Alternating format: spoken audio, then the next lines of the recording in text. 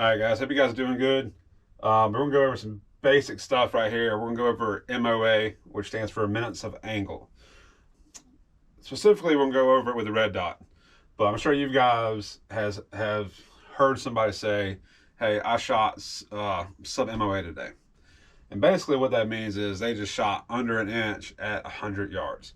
One MOA is 1 inch at 100 yards. Okay, so if you're shooting a sub, you're doing pretty good. But this isn't about your grouping. This is about your red dots. So we're gonna keep this simple. All this means for your red dot is your dot is gonna be bigger. This is your glass you're looking through. Here's your dot. 8 MOA is gonna be a larger dot. Your 3 MOA is gonna be a smaller dot.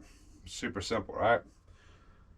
Now let's go into a little more detail with it, still keeping it simple. I can tell you from personal experience that a 5 MOA red dot at 400 yards with AR platform, non-magnification, freehanding it is very, very difficult to get a reference point on a torso target because the dot covers up a large portion of it, right? Almost covers up the whole entire thing.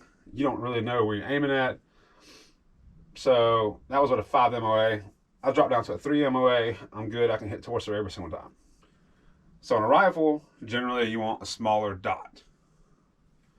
For a pistol, you might want a larger dot. Here's the reason why. I'm not saying go crazy with it. There's a balance here.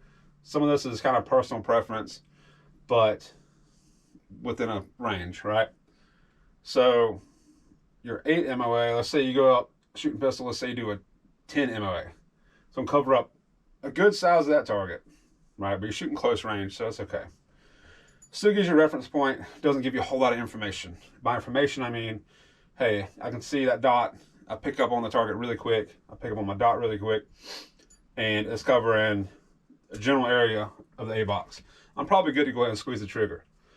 Versus if I have a 1, 2, 3 MOA, it's a very small dot with a pistol, and I'm shaking everywhere, and that dot is just going all over the place, and it's hard for me to focus, right? This gives me a lot of information, almost too much information. So I would suggest going a larger MOA with a pistol, if you want to, and a smaller MOA with a rifle for those generic reasons, right?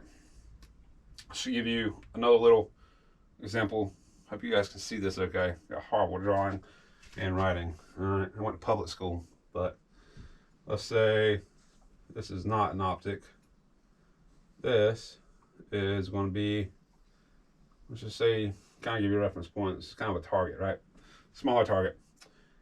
All right, say you're shooting, let's say you have 1 MOA. At 100 yards, this 1 inch ring would be filled in with your red dot.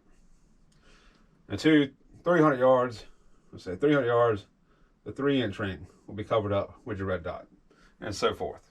So I hope that gives you an example, gives you an idea of kind of what you want to look for, and some personal preferences that you guys can put together and look more in depth with when you go to buy your optics. So like I said, I could go in more detail, especially on the rifle side, but yeah, we'll keep it plain, keep it simple for you guys. That's how I like it. So hope this helps you guys out. Let me know what you think. And as always, thanks for watching.